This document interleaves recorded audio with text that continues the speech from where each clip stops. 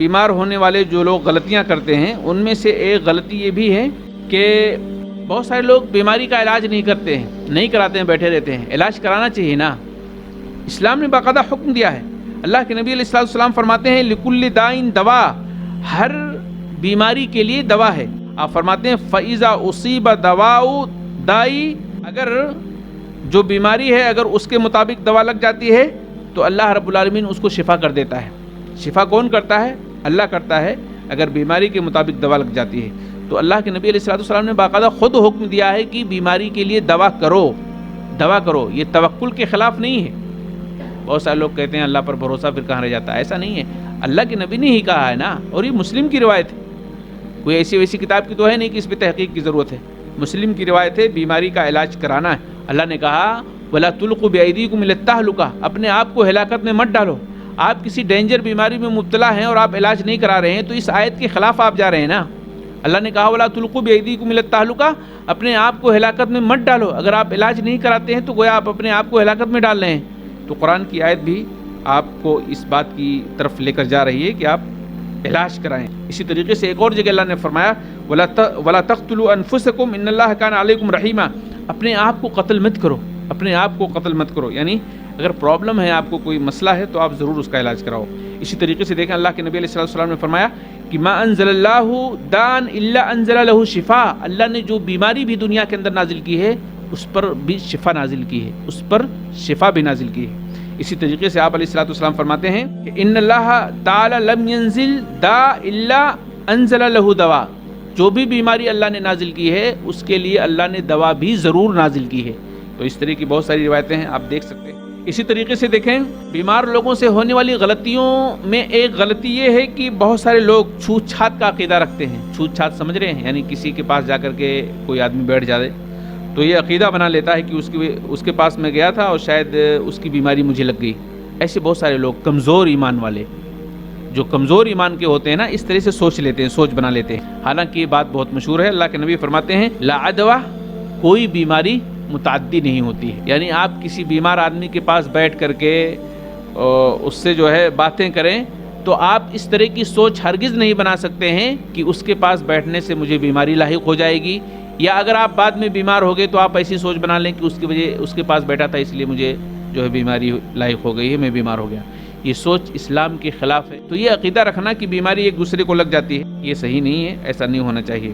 کوئی بیماری متاثر نہیں ہوتی ہے۔ ہاں، جس کا ایمان کمزور ہے، اسلام نے یہ بھی کہا ہے کہ جس کا ایمان کمزور ہے، جس کا عقیدہ کمزور ہے، جس کی یہ سوچ بن جاتی ہے کہ اس کے پاس بیٹھنے سے مجھے ایسا ہو سکتا ہے، تو اسے کہا گیا ہے کہ نہ بیٹھے، اس سے کہا گیا ہے کہ نہ بیٹھے۔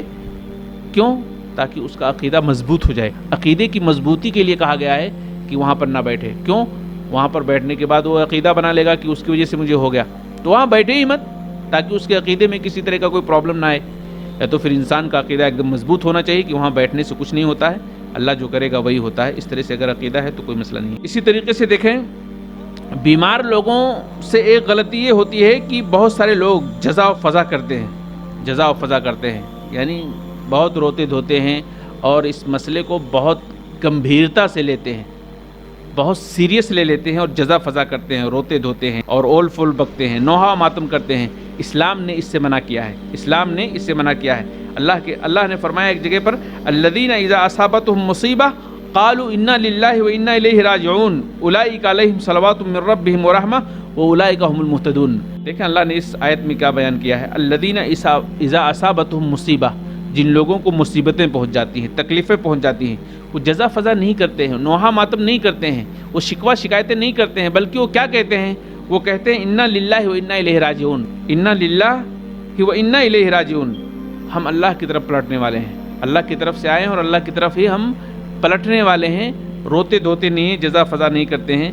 اگر کوئی اس طرح سے اللہ پر صبر کر کے اللہ کے ساتھ ہوتا ہے، صبر کر کے اپنا سارا معاملہ اللہ پر چھوڑ دیتا ہے، تو اللہ نے کیا کہا ہے؟ اولئک علیہم صلوات من ربہم، ایسے لوگوں پر اللہ کی رحمتیں نازل ہوتی ہیں، ایسے لوگوں پر اللہ کی رحمتیں نازل ہوتی ہیں، یعنی فائدہ بھی ہے اس کو۔ بیمار لوگوں سے ہونے والی غلطیوں میں ایک غلطی یہ ہے کہ لوگ بیماری کو برداشت نہیں کر پاتے ہیں اور موت کی تمنا کرنے لگتے ہیں، اللہ مجھے موت دے دے۔ اکثر لوگوں سے ہم سنتے رہتے ہیں، آپ بھی کئی لوگوں سے سنے ہوں گے۔ تو یہ ایک بہت بڑی بھیانک غلطی ہے. جو بھی بیمار لوگ ہیں ان کو موت کی تمنا کبھی بھی نہیں کرنی چاہیے. اللہ کے نبی علیہ الصلوۃ والسلام نے روکتے ہوئے کہا وَلَا يَتَمَنَّيَنَّ أَحَدُكُمُ الْمَوْتِ، تم میں سے کوئی بھی موت کی تمنا مت کرے. بیماری کی حالت میں تم میں سے کوئی بھی موت کی تمنا نہ کرے.